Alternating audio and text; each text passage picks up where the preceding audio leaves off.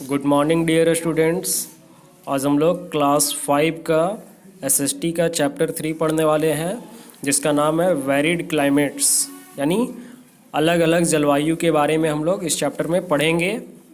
सबसे पहले जलवायु क्या होता है। तो जलवायु किसी भी स्थान की दशा को या फिर उस जगह पे क्या मौसम है, किस तरह से वहाँ पे ठंडा है, गर्मी है, ये सब दिखाने के लिए जो है जलवायु का हम लोग जलवायु हमें ये सारा कुछ बताता है। तो चैप्टर शुरू करते हैं। Climate is the average of the weather conditions of a particular region over a certain period. Climate यानी जलवायु, सर्टेन पीरियड यानी कि किसी भी निश्चित काल के दौरान किसी क्षेत्र का जो मौसम का स्थिति है उसको बताने का काम जलवायु करता है। जलवायु क्या है? तो किसी भी क्षेत्र का निश्चित काल के दौरान उसका जो औसत मौसम है उसकी स्थिति को बताने का काम जलवायु करता है। It is influenced by many factors. ये बहुत सारे कारकों के द्वारा जो है प्रभावित होता है। अब जलवायु क्या होता है? तो बहुत सारे कारक के द्वारा प्रभावित होता है। These include the location of a place, its distance from the equator and the sea, its altitude or height above the sea level, the relative location of mountains and forests, rainfall, winds, ocean currents, and the revolution of the earth. These include the location of a place. सबसे पहले तो ये किसी भी जगह का स्थिति के अनुसार जो है ये जलवायु हो सकता है। It's distance from the equator, दूसरा क्या है इसका कि भूमध्य रेखा से उस जगह का दूरी क्या है। जो हमारा इक्वेटर है, विषुवत रेखा जो है पृथ्वी का, तो उससे उस स्थान का कितना दूरी है। एंड द सी, और समुद्र से भी उसका, यानी भूमध्य रेखा और समुद्र दोनों से उस स्थान का दूरी कितना है। इट्स एल्टीट्यूड और height above the sea level, समुद्र तल से उसका ऊंचाई कितना है। The relative location of mountains and forest, rainfall, winds, ocean currents and the revolution of the earth. और पृथ्वी जो पूरा परिक्रमा कर रही है तो उसके दौरान उस जगह पे पहाड़ है या फिर जंगल है या वर्षा हो रहा है या हवा चल रही है या फिर महासागर का लहर है, तो इसके द्वारा भी जलवायु निर्भर करता है। यानी जैसे जैसे भूमध्य रेखा से उसका दूरी बढ़ते जाएगा वैसे वैसे वहाँ का जलवायु ठंडा होते जाएगा, और जैसे वो नज़दीक आएगा यानी कि वहाँ का जलवायु गर्म होते जाएगा। तो ये जंगल हो गया, पहाड़ हो गया, वर्षा हो गया, हवा हो गया और समुद्र के द्वारा उठने वाला लहर है, ये सारा पे निर्भर करता है कि जलवायु कैसा हो सकता है। The change in climate influences our ways of living. और जलवायु जो है वो हमारे रहने के तरीक़ों से भी प्रभावित होती है। यानी जिस तरह से हम लोग रहेंगे उसके रहन सहन के अनुसार भी जो है जलवायु परिवर्तित होते रहता है। In influences our ways of clothing, housing, food and transportation. और ये क्या चीज़ से प्रभावित होगा? तो सबसे पहला हमारा कपड़े पहनने का जो तरीका है, या फिर हमारा रहने का जो घर है उसका घर बनाने का जो तरीका है, फूड खाना जो खान पान है हम लोग का वो किस तरह का है, और ट्रांसपोर्टेशन यानी कि यातायात जो है हम लोग का वो किस तरह से है। यानी जलवायु ये सारे कारक पे जो है निर्भर करता है। सबसे पहला किस तरह से हम लोग कपड़ा पहनते हैं। अगर बहुत ज़्यादा ठंड लग रहा है तो स्वेटर वगैरह पहन लेते हैं, यानी ऊनी कपड़ा। और अगर ठंड नहीं लग रहा है, गर्मी बहुत ज़्यादा लग रहा है तो सूती कपड़ा पहनते हैं, हल्का कपड़ा पहनते हैं। हाउसिंग, अगर बहुत ज़्यादा ठंड पड़ता है तो घर भी हम लोग जो है ऐसा बनाते हैं जिससे हवा अंदर ना आ सके। और जहाँ पे अगर बहुत ज़्यादा गर्मी पड़ता है तो वहाँ पे छोटा मोटा झोपड़ी वगैरह बना करके भी हम लोग रह सकते हैं। फूड, भोजन में भी बहुत तरह का प्रकार होता है। कुछ भोजन ऐसे होते हैं जिनको खाने पे हमारे शरीर में गर्मी उत्पन्न होता है। जैसे अंडा अगर हम लोग खा ले तो क्या होगा, हमारे शरीर में गर्मी होगा। और बहुत सारे ऐसे भोजन हैं जैसे कि तरबूज वगैरह है जो गर्मियों के मौसम में हम लोग खाते हैं ताकि हमारा शरीर जो है वो ठंडा रहे। और ट्रांसपोर्टेशन यानी यातायात के दौरान भी जो है जलवायु निर्भर करता है कि किस तरह से हम लोग किसी चीज़ को एक जगह से दूसरे जगह भेज रहे हैं और किस तरह से उसको ला रहे हैं। तो ये सारा जलवायु के बारे में कुछ कारण वगैरह बताया गया था कि किस तरह से जलवायु निर्भर करता है, किसी खास स्थान का क्या जलवायु होगा। अब हम लोग देखते हैं फैक्टर्स दैट डिटरमाइन क्लाइमेट, यानी वैसे कारक जो जलवायु को प्रभावित करते हैं या जलवायु के बारे में हम लोग को बताते हैं। We know that the climate is determined by many factors. जैसा कि हम लोग जानते हैं कि जलवायु जो है विभिन्न कारकों पर निर्भर होता है, यानी विभिन्न कारक जो है उसे प्रभावित करते हैं। Let's learn more about them. अब वही सब कारक के बारे में जो अभी हम लोग पढ़े, क्लॉथिंग है, हाउसिंग है, फूड है, ट्रांसपोर्टेशन है, माउंटेन्स है, फॉरेस्ट है, रेनफॉल है, ये सब कारक जो अभी हम लोग पढ़े, यही सब कारक को जो हम लोग थोड़ा डिटेल में जानकारी लेंगे कि आखिर ये सारा कारक क्या क्या होता है। तो फर्स्ट इसका कारक है डिस्टेंस फ्रॉम द इक्वेटर और लैटिट्यूड, यानी भूमध्य रेखा या फिर अक्षांश से उस जगह का जो दूरी है, यानी भूमध्य रेखा और अक्षांश से दूरी। The surface of the earth gets heat from the sun. जैसा कि हम लोग को पता है कि पृथ्वी का जो सरफेस है यानी सतह जो है वो सूर्य के उष्मा से गर्म होता है। सूर्य का जो रोशनी निकलता है उसी से पृथ्वी क्या होता है, गर्म होता है। The amount of heat received by a particular part of the earth depends upon distance from the equator और द लैटिट्यूड। क्या बताया जा रहा है, the amount of heat received by a particular part of the earth depends, यानी पृथ्वी के जिस भी सतह पर सूर्य का रोशनी पड़ रहा है या किस पृथ्वी के किसी खास भाग पर अगर सूर्य का रोशनी पड़ रहा है तो वो उसके भूमध्य रेखा से दूरी या फिर अक्षांश से दूरी पर निर्भर करता है कि कितना दूर वो जगह है और कितना सामने है। अगर भूमध्य रेखा के बहुत सामने है तो गर्मी बहुत ज़्यादा पड़ेगा, और बहुत ज़्यादा दूर है तो गर्मी बहुत कम पड़ेगा, ठंडा ज़्यादा बढ़ते जाएगा। तो ये भूमध्य रेखा से दूरी और अक्षांश से दूरी, ये दोनों पर निर्भर करता है। As shown in the picture, जैसा कि यहाँ पिक्चर में हम लोग को दिखाया गया है।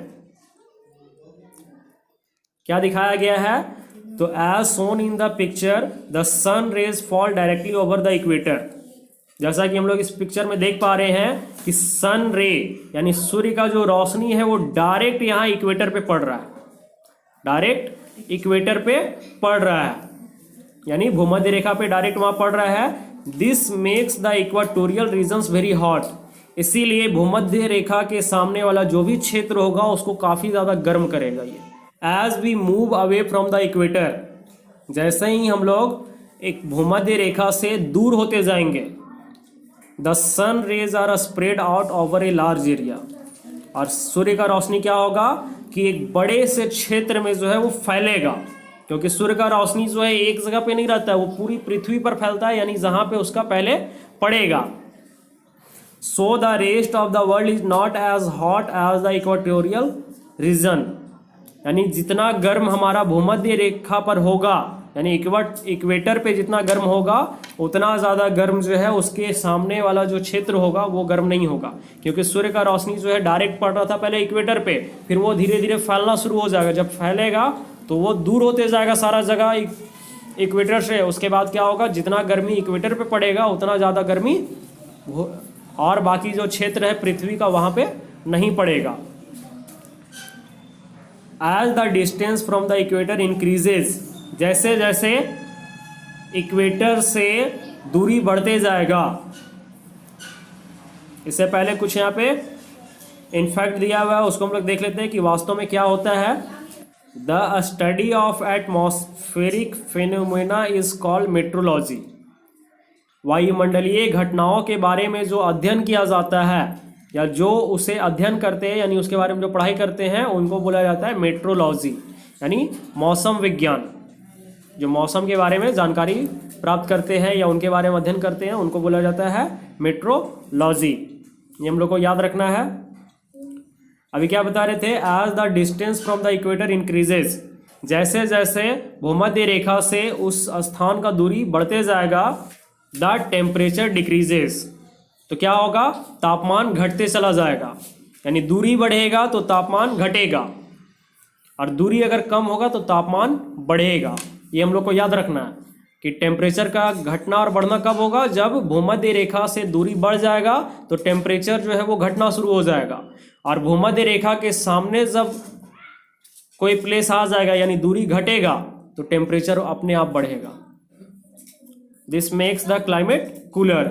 इसी वजह से जलवायु जो होता है वो ठंडा होना शुरू हो जाता है, यानी दूरी बढ़ते जा रहा है, तापमान घटते जा रहा है, तो क्या होगा, वो ठंडा होते जाएगा।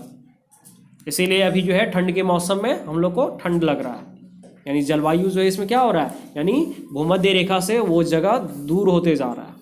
क्योंकि पता है हम लोग को पृथ्वी जो है वो सूर्य का परिक्रमा करते रहती है, चक्कर लगाते रहती है, तो पूरे साल के दौरान इसीलिए मौसम भी चेंज होता है। कभी गर्मी का मौसम आ जाता है, कभी ठंडे का आ जाता है, कभी बारिश का आ जाता है। तो ये सारा निर्भर किस पे कर रहा है, पृथ्वी के घूर्णन पे, वो जो परिक्रमा लगा रही है उस पर ये सारा जलवायु मौसम वगैरह चेंज होने का निर्भर कर रहा है।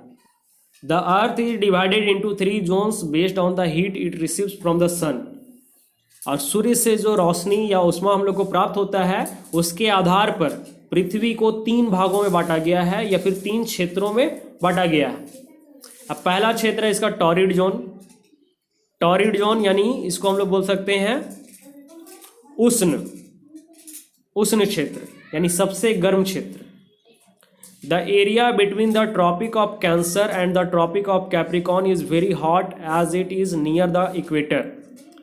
The area between the Tropic of Cancer यानी कर्क रेखा और मकर रेखा, ये दोनों के बीच का जो क्षेत्र है ये काफ़ी ज़्यादा गर्म होता है। क्यों? क्योंकि ये जो होता है भूमध्य रेखा के काफ़ी ज़्यादा नज़दीक होता है। जैसा कि हम लोग को फिगर में यहाँ दिखाया गया है, ट्रॉपिक ऑफ कैंसर और ट्रॉपिक ऑफ कैप्रिकॉर्न, इन दोनों के बीच का जो प्लेस है यहाँ पे वो है टॉरिड जोन। क्यों? तो ये इक्वेटर के काफ़ी ज़्यादा नज़दीक है, जिसके वजह से हम लोग पहले ही पढ़ चुके हैं कि सूर्य का रोशनी जब पड़ता है तो डायरेक्ट इक्वेटर पे पड़ता है और उसके बाद वहाँ से पृथ्वी पर फैलना शुरू हो जाता है। तो वो जैसे जैसे फैलेगा वहाँ पे टेम्परेचर घटेगा, लेकिन यहाँ पे इक्वेटर पे डायरेक्ट जो सनलाइट उसका पड़ रहा है तो इसीलिए उस जगह को बहुत ज़्यादा हीट कर देगा, यानी गर्म कर देगा। इसीलिए टॉरिड जोन को जो है वो उष्ण कटिबंधीय क्षेत्र भी बोला जाता है, क्योंकि यहाँ पे बहुत ज़्यादा गर्मी पड़ती है। This area is called torrid zone, और इसी क्षेत्र को टॉरिड जोन यानी कि उष्ण कटिबंधीय क्षेत्र या उष्ण क्षेत्र कहा जाता है। This area remains hot through out the year and है ट्रॉपिकल क्लाइमेट। और यह जो क्षेत्र होता है वो पूरे साल के दौरान गर्म होता है, इसीलिए इसको उष्ण कटिबंधीय यानी ट्रॉपिकल क्लाइमेट यानी उष्ण कटिबंधीय जलवायु वाला क्षेत्र कहा जाता है। यानी यहाँ का जो मौसम होगा वो हमेशा गर्म होगा। तो पहला था टॉरिड जोन, दूसरा है फ्रिजिड जोन। फ्रिजिड जोन का मतलब हो गया ठंड वाला जगह।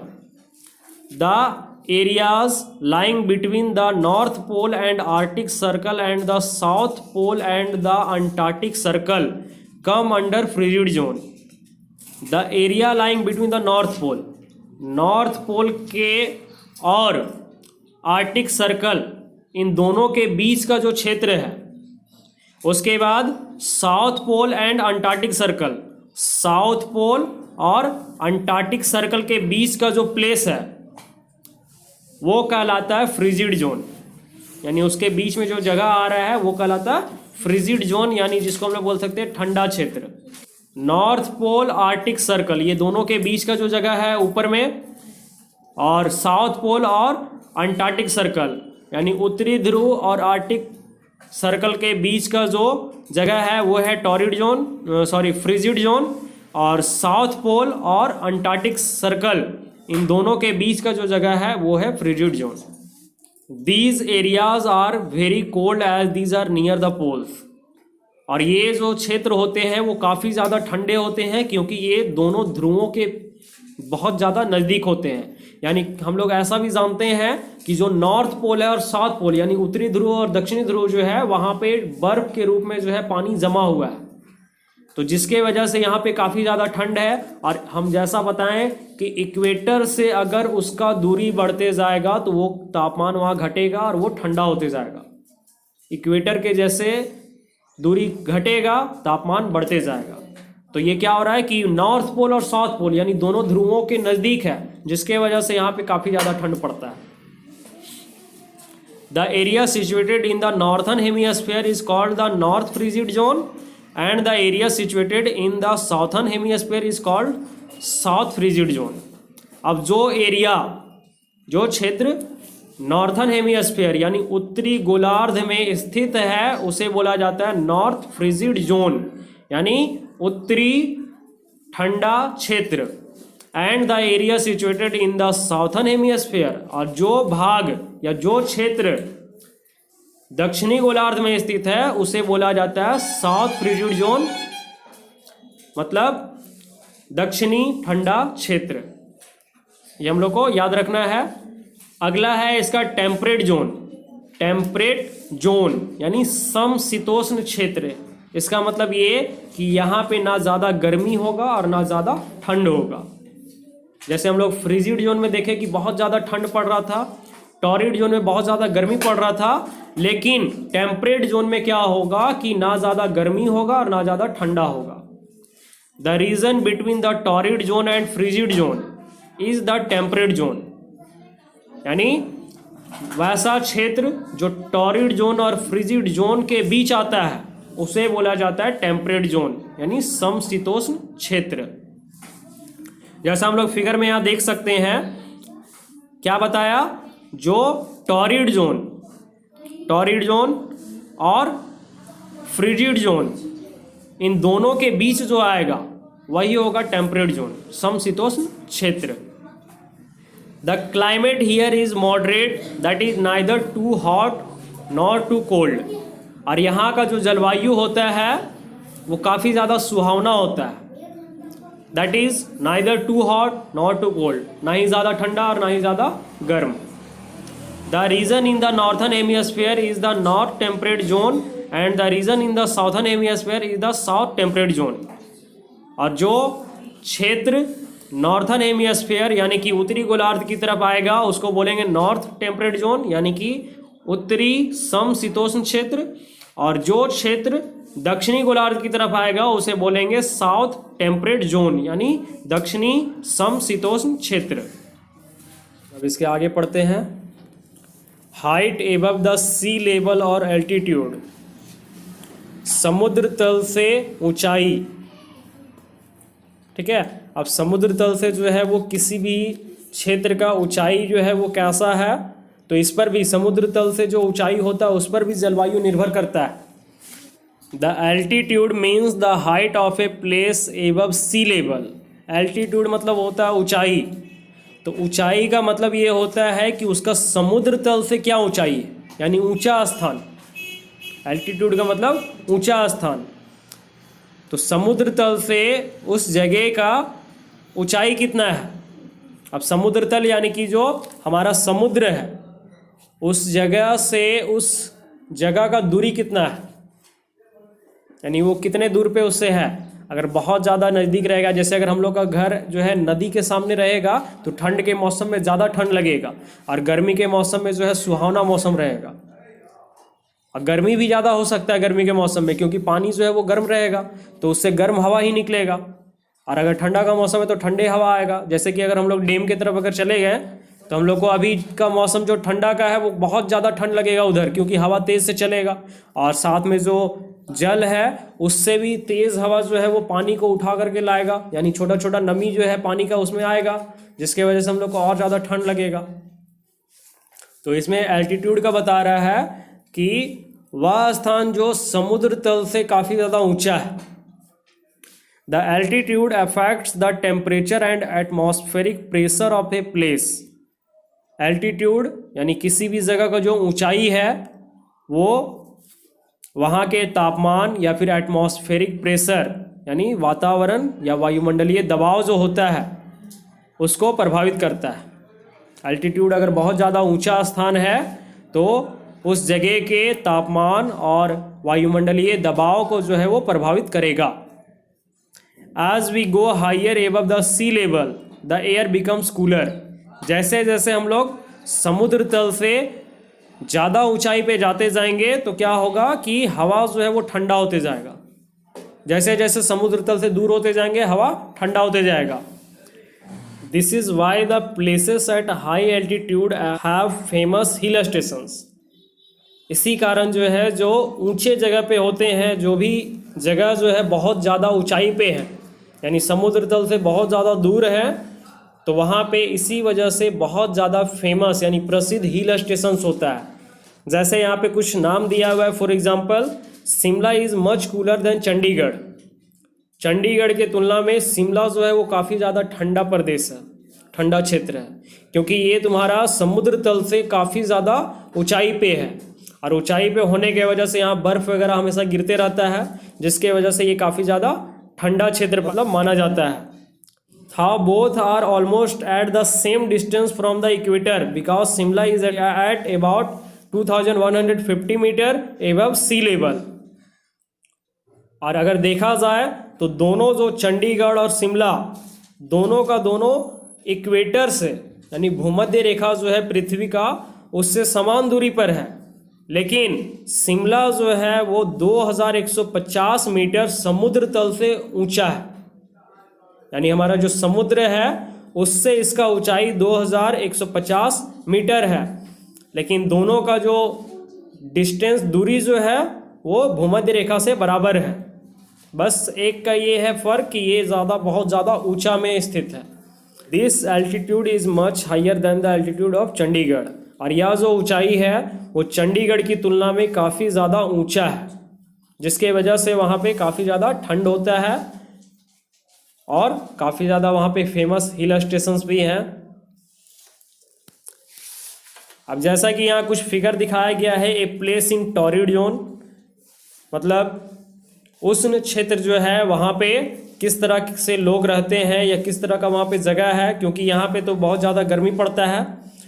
उसके बाद a place in frigid zone, जो ठंडा क्षेत्र है वहाँ का जगह कैसा दिख रहा है, तो बहुत ज़्यादा यहाँ पे बर्फ नज़र आ रहा है।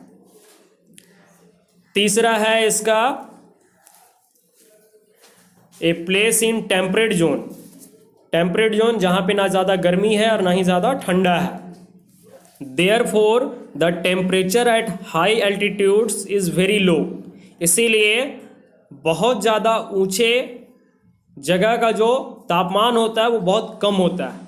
The cities like Ooty, Nainital, Manali and Darjeeling are cold even in summers because of their high altitude. कुछ शहर का नाम यहाँ पे बताया जा रहा है, जैसे ऊटी, नैनीताल, मनाली और दार्जिलिंग जो होते हैं वो गर्मी के मौसम में भी काफ़ी ज़्यादा ठंडे होते हैं। तो इसका कारण क्या है, तो यहाँ जो एल्टीट्यूड जो है वो काफ़ी ज़्यादा ऊंचा है, जिसके वजह से यहाँ का क्षेत्र जो होता है या यहाँ का शहर बहुत ज़्यादा ठंडा होता है गर्मी के मौसम में भी। जैसे ऊटी है, नैनीताल है, मनाली है, दार्जिलिंग है, ये काफ़ी ज़्यादा ठंडा क्षेत्र पाए जाते हैं गर्मी के दौरान भी। इसीलिए लोग जो है गर्मियों में ऊटी, नैनीताल, मनाली, दार्जिलिंग, शिमला वगैरह जाना पसंद करते हैं घूमने के लिए। अब तीसरा इसका कारक है डिस्टेंस फ्रॉम द सी, समुद्र से दूरी। The climate of places located on the coast is affected by the sea. जो भी क्षेत्र समुद्र के किनारे बसे होते हैं उनका जो जलवायु होता है वो समुद्र के किनारे बसे हुए के कारण प्रभावित होता है, यानी उनका जलवायु जो समुद्र के किनारे अगर कोई जगह स्थित है तो उस पर भी जलवायु जो है वो प्रभावित होता है। Their climate is neither too hot nor too cold. यहाँ का जो वातावरण होता है यहाँ का जो जलवायु होता है वो ना ज़्यादा गर्म होता है और ना ही ज़्यादा ठंडा होता है। कौन से क्षेत्र का, जो समुद्र के किनारे बसे होते हैं, वहाँ का जलवायु ना ज़्यादा ठंडा होता है और ना ही ज़्यादा गर्म होता है। Mumbai and Chennai are coastal cities. Mumbai और चेन्नई जो है वो तटीय शहर में आते हैं, क्योंकि ये दोनों शहर जो है समुद्र के किनारे ही बसे हुए हैं। अगर हम लोग कभी मुंबई घूमने के लिए जाएंगे तो वहाँ पे जो है समुद्र हमारा बहुत नज़दीक पड़ेगा। चेन्नई भी जो है वो भी समुद्र नज़दीक पड़ता है वहाँ पे, इसीलिए लोग मछली वगैरह पालन करते हैं, मछली मारने के लिए वहाँ पे जाते हैं। तो इसीलिए हम लोग को याद रखना है कि मुंबई और चेन्नई जो है वो दोनों तटीय शहर है, यानी समुद्र के किनारे बसा हुआ शहर है। They have a moderate climate. यहाँ का मौसम जो होता है वो काफ़ी ज़्यादा सुहावना होता है। Delhi is locked by land on all sides. Delhi जो है हम लोग का जो इंडिया का राजधानी कहलाता है, तो ये चारों तरफ भूमि से घिरा हुआ है। चारों तरफ क्या है? तो भूमि से घिरा हुआ है। So it is very hot in summer and very cold in winter here. इसीलिए दिल्ली में जो है गर्मी के मौसम में काफ़ी ज़्यादा गर्मी होता है और ठंड के मौसम में काफ़ी ज़्यादा ठंड होता है। अगर ये समुद्र से घिरा होता तो यहाँ का मौसम सुहावना होता, ना ज़्यादा ठंड पड़ता ना ज़्यादा गर्मी पड़ता। लेकिन ये चारों तरफ जो है भूमि से ही घिरा हुआ है, जिसके वजह से यहाँ पे ज़्यादा गर्मी पड़ता है और ज़्यादा ठंड पड़ता है। Land gets heated faster than water by the sun's rays, thus it is warmer than the sea. भूमि जो होते हैं वो काफ़ी ज़्यादा गर्म हो जाते हैं या फिर काफ़ी जल्दी गर्म हो जाते हैं water by the sun rays, यानी जब सूर्य का रोशनी जो है वो डायरेक्ट समुद्र के पानी में जब पड़ता है तो वो काफ़ी ज़्यादा गर्म हो जाते हैं और उनके गर्म होने के वजह से हमारा भूमि जो है वो भी काफ़ी ज़्यादा गर्म हो जाता है।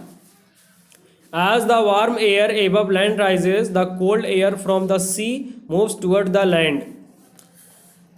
जैसे गर्म हवा किसी भूमि से उठती है, the cold air from the sea moves toward the land. जैसे अगर क्या होगा कि गर्म हवा जब भूमि से उठना शुरू होगा तो वो समुद्र से जो है वो ठंडा हवा इधर आना शुरू हो जाएगा। This is called the sea breeze and it lowers the temperature on land. और इसी को क्या बोला जाता है? तो सी ब्रीज यानी समुद्री हवा बोला जाता है। And it louvers the temperature on land, और ये क्या करता है कि हमारे धरती का जो है तापमान को घटाता है। अगर क्या होगा कि धरती अगर गर्म हो गया और गर्म होकर के वहाँ से जब वो हवा उठना शुरू करेगा तो समुद्र का हवा आकर के उस धरती को ठंडा कर देगा, और ठंडा जब करेगा तो इसी को बोला जाता है समुद्री हवा। इससे क्या होगा कि धरती का जो तापमान है वो धीरे धीरे घट जाएगा। Therefore, the weather is cooler in coastal areas even in summer. इसीलिए तटीय क्षेत्रों का जो मौसम होता है गर्मी के दौरान काफ़ी ज़्यादा ठंडा होता है।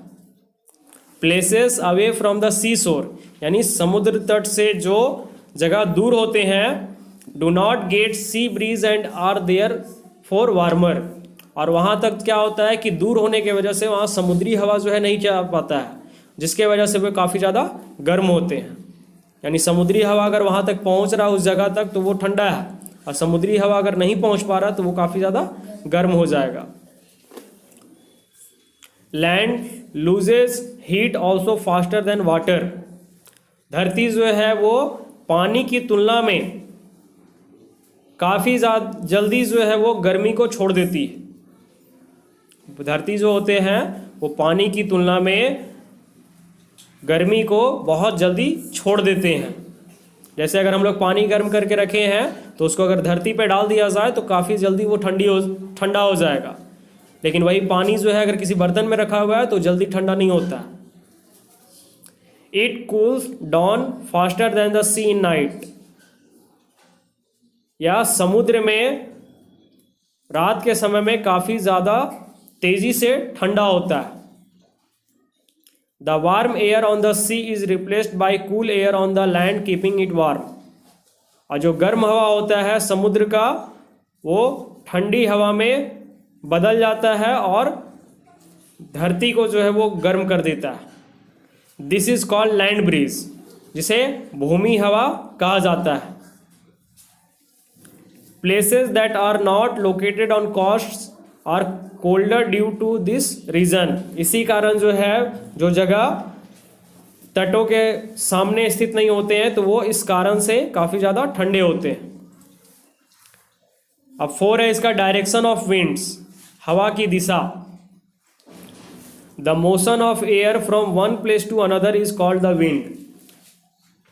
हवा का एक स्थान से दूसरे स्थान गति करना विंड कहलाता है।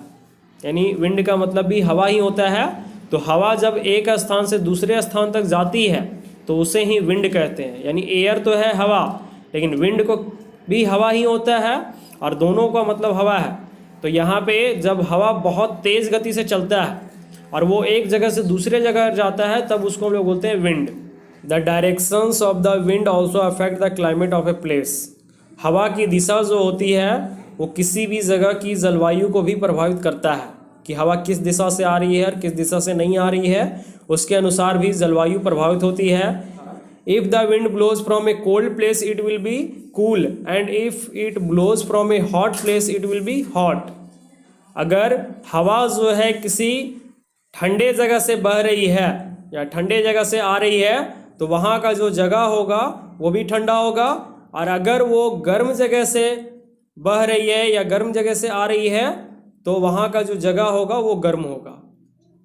यानी हवा तुम्हारा अगर ठंडे जगह से आ रहा है तो वहाँ का जगह ठंडा होगा, और अगर गर्म जगह से आ रहा है तो वहाँ का जलवायु जो होगा वो गर्म होगा।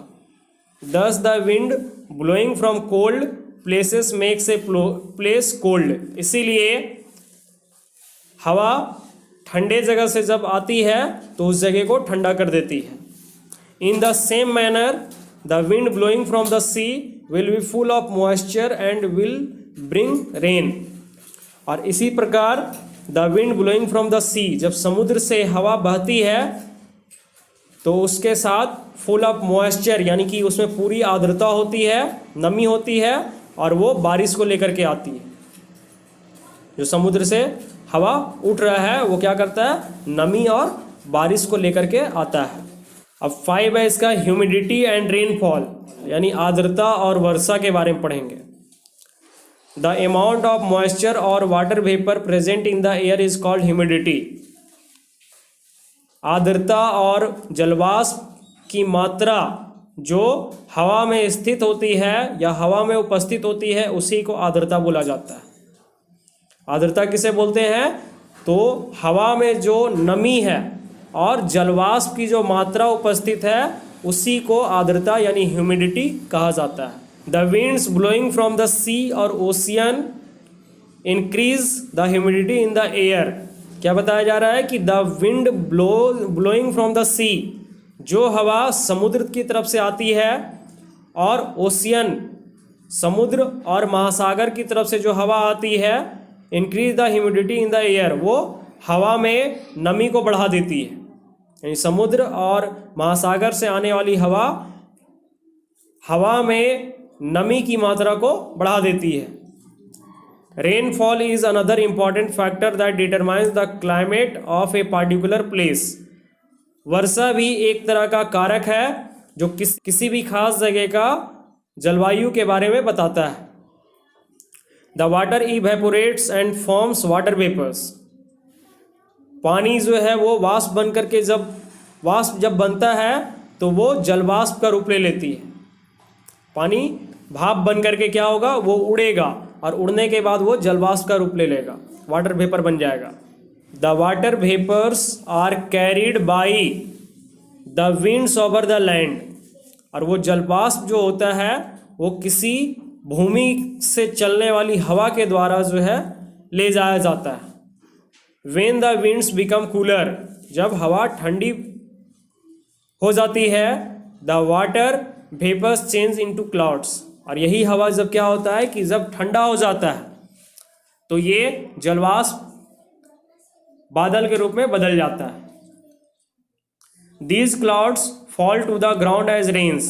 और यही बादल जो है पानी के रूप में या वर्षा के रूप में भूमि पर वापस बरस जाती है। जब क्या होता है कि हमारा समुद्र में जो पानी है वो जब उस पर सूर्य का रोशनी पड़ता है तो वो धीरे धीरे जो होता है पानी गर्म होना शुरू होता है। गर्म होने के बाद वो धीरे धीरे भाप बन करके उड़ता है, और उड़ करके वो आसमान में चला जाता है, और आसमान में जाने के बाद वही जो जलवाष्प यानी भाप जो उड़ करके गया वो ठंडा होता है, और ठंडा होने के बाद वो बादल का रूप लेता है, और बादल का रूप लेने के बाद फिर वो वापस छोटा छोटा बूंद में धरती पे वापस आ जाता है। इसी को बोला जाता है water cycle. This is the reason that the coastal areas receive higher rainfall than other areas. इसी कारण तटीय क्षेत्रों में काफ़ी ज़्यादा वर्षा होती है दूसरे और क्षेत्रों की तुलना में। यानी जो समुद्र के किनारे जो क्षेत्र बसे हुए हैं वहाँ पे बारिश बहुत ज़्यादा होता है, और दूसरा क्षेत्र को छोड़ करके, क्योंकि समुद्र के किनारे बसे होने के कारण वहाँ पे वाटर साइकिल हमेशा होते रहता है, भाप बन करके उड़ता है, वो बादल बनता है, बादल बनने के बाद फिर वापस धरती पे बारिश हो जाता है। The rains bring the temperature down and thus affect the climate. और वर्षा जो होते हैं वो तापमान को घटाते हैं, कम कर देते हैं, तो इस तरह से ये जलवायु को प्रभावित करते हैं। अब इसके आगे इन्फ्लुएंस ऑफ क्लाइमेट, जलवायु को प्रभावित करने वाला कारक के बारे में हम लोग और पढ़ेंगे। Climate influences the way we live, जलवायु जो हमारा रहने के तरीक़ों से भी प्रभावित होता है कि किस तरह से हम लोग रहते हैं। Our food, clothes, houses, habits, customs and occupations are all influenced by the weather and climate that exist in that region। हमारा जो भोजन है, हमारा कपड़ा है, हमारा घर, हमारा आदत, हमारा रीति रिवाज, कस्टम्स का मतलब रीति रिवाज, एंड हमारा ऑक्यूपेशन यानी कि हमारा जो धंधा है, काम वगैरह जो है, are all influenced by the weather and climate, मौसम और जलवायु पे निर्भर करता है। That exist in that region, जो जिस क्षेत्र में जिस तरह का मौसम होता है या जिस तरह का जलवायु होता है उसी के अनुसार हम लोग कपड़ा पहनते हैं, भोजन करते हैं, घर बनाते हैं, वैसा ही हमारा वैसा आदत हो जाता है। अगर बहुत ज़्यादा ठंडा क्षेत्र में हम लोग रहते हैं तो डेली का आदत हो जाएगा हम लोग का स्वेटर वगैरह पहन के घूमने का, और अगर बहुत ज़्यादा गर्मी नहीं है तो सूती कपड़ा पहन कर घूमेंगे। उसके बाद कस्टम्स, रीति रिवाज भी उसी के अनुसार बनता है। उसके बाद हमारा काम जो होता है, धंधा वगैरह, वो भी उसी के अनुसार, यानी जैसा जलवायु जैसा मौसम उसके अनुसार सारा ये चीज़ होता है। अगर जलवायु बहुत ज़्यादा ठंडा है तो फिर हम लोग गर्म खाना वगैरह बेचेंगे या फिर कोई गर्म कपड़े वगैरह का बिजनेस करेंगे, और अगर जलवायु बहुत ज़्यादा गर्म है तो फिर हम लोग ठंडे का बिजनेस कर सकते हैं, कोल्ड ड्रिंक्स वगैरह बेच सकते हैं। Different parts of the world observe different types of climate, दुनिया का अलग अलग भाग में अलग अलग प्रकार के जलवायु को देखा जाता है। इसीलिए कुछ ऐसे ऐसे क्षेत्र थे जैसे ऊटी, शिमला, नैनीताल, वहाँ पे ठंडा क्षेत्र होता है, हिल स्टेशन है, घूमने के लिए लोग जाते हैं गर्मी के मौसम में। तो दुनिया का जितना भी क्षेत्र है या जितना भी भाग है सभी जगह पे अलग अलग जलवायु देखा जाता है। So the lives people lead in various regions is also very different, इसीलिए अलग अलग क्षेत्रों में रहने वाले लोगों का जीवन बिताने का तरीका भी अलग अलग पाया जाता है। People in Kashmir experience a very cold climate, Kashmir में रहने वाले लोगों को बहुत ही अधिक ठंड जलवायु का एक्सपीरियंस है, यानी वो बहुत अधिक ठंड जलवायु में रह सकते हैं। They wear woollen clothes and eat foods containing extra fat to keep themselves warm, वो सब ऊनी कपड़े ज़्यादा पहनते हैं और वैसा भोजन ही करते हैं जिनसे उनको ज़्यादा मात्रा में फैट यानी कि चर्बी या फिर गर्मी मिले, जो उनको खाने के बाद उनको क्या करें तो गर्म रखें, यानी तेल वाला सामान या वसा वाला सामान जो है वो ज़्यादा खाते हैं जिनसे उनका शरीर जो है वो काफ़ी ज़्यादा गर्म रहता है। Kerala has a warm climate, Kerala में गर्म जलवायु होता है। The people of Kerala wear light cotton cloth to keep cool, Kerala के लोग अपने आप को ठंडा रखने के लिए सूती कपड़े पहनते हैं, वो भी हल्के सूती कपड़े। दे इट लाइट फूड, और ये हल्का भोजन खाते हैं। अब हल्का भोजन का मतलब ये नहीं हुआ कि उसको वज़न करके खाता है, हल्का भोजन यानी जिसको आराम से वो पचा सकता है, क्योंकि गर्मी के मौसम में जो हम लोग को क्या बोला जाता है कि खाना कम खाना है, पानी ज़्यादा पीना है, और ठंडे के मौसम में बोला जाता है कि खाना ज़्यादा खाओ, पानी कम पियो, क्योंकि गर्मी के मौसम में प्यास ज़्यादा लगता है और हमारे शरीर में जो 65% पानी होता है उसका पूर्ति करने के लिए हम लोगों को गर्मी के मौसम में ज़्यादा पानी पीना पड़ता है।